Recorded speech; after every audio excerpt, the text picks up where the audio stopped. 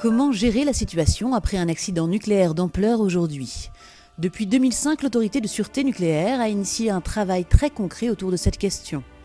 Elle vient de publier les éléments de la première doctrine nationale pour la gestion post-accidentelle d'un accident nucléaire.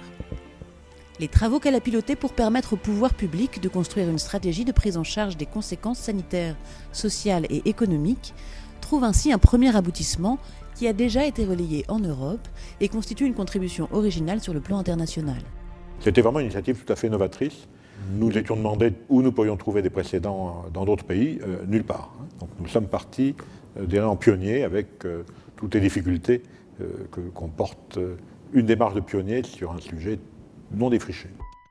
Les éléments de doctrine répondent à 3 objectifs indissociables.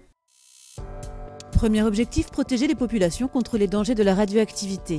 Dans cette perspective, une des originalités de la doctrine est de proposer dès la fin de la phase d'urgence un découpage géographique en zones prioritaires. On distingue 2 zones. Une première zone qui est une zone de protection de la population, une dizaine de kilomètres autour de l'installation, puis une zone beaucoup plus large, une zone de surveillance radiologique du territoire sur quelques dizaines de kilomètres autour de l'installation.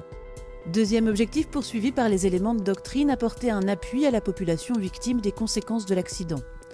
D'où par exemple la décision de mettre en place sur le terrain un centre d'accueil et d'information du public susceptible d'accueillir toutes les victimes, le CAI. Il doit pouvoir offrir à ces personnes une information sur ce qui s'est passé, l'accident qui s'est passé, les conséquences éventuelles pour leur santé, être en mesure également de leur fournir un appui médical, je pense en particulier au plan psychologique, et puis également commencer à leur donner des indications sur une possible indemnisation. Troisième objectif au long terme, réinvestir sur le plan économique et social les territoires contaminés. Et en premier lieu, redonner confiance aux populations vivant sur place et les inciter à être autonomes. On s'est beaucoup basé sur l'expérience de la Biélorussie après l'accident de Tchernobyl et on continue à observer les actions menées dans ce pays.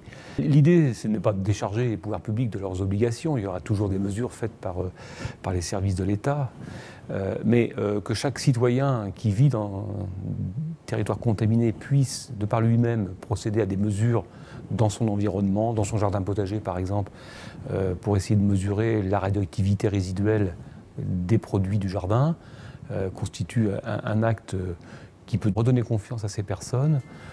L'ASN souhaite continuer à apporter au gouvernement son expertise sur ces questions et veut mettre à jour les éléments de la première doctrine nationale en tenant compte tout particulièrement du retour d'expérience de l'accident de Fukushima.